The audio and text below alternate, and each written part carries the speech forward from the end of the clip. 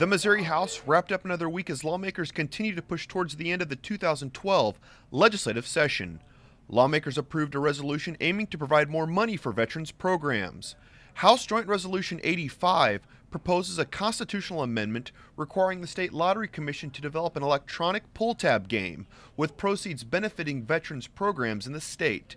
While several lawmakers voiced concerns the proposal could take gaming revenue away from education, the sponsor claims this isn't the case with her resolution. The current proceeds to Department of Elementary and Secondary Education will remain unchanged, and there will be no impact to the Department of Elementary and Secondary Education. So there should be no impact at all, since it's a totally new game and it's an electronic game. Lawmakers approved the proposal with little opposition.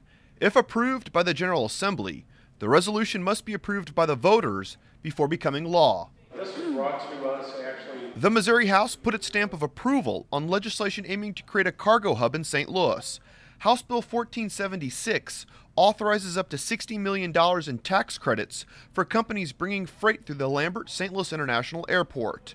Lawmakers approved the bill with more than 95 yes votes. It now heads to the Senate for consideration. That's a good thing for agriculture. Rounding out the week, lawmakers approved a proposal aiming to protect the state's #1 industry. House Bill 1860 cracks down on animal activists who use deception in order to gain entry into Missouri farms.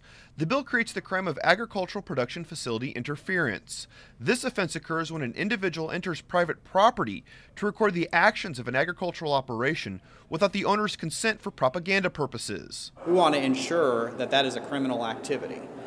Agriculture needs this protection simply because it's the one that's under assault, and it's the one that's going to continue being under assault. However, opponents don't agree.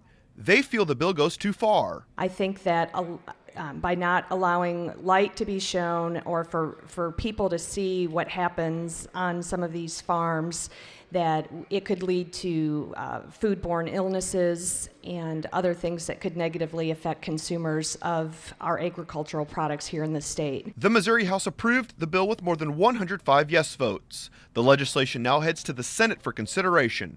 Reporting from the state capitol, I'm Jonathan Lorenz.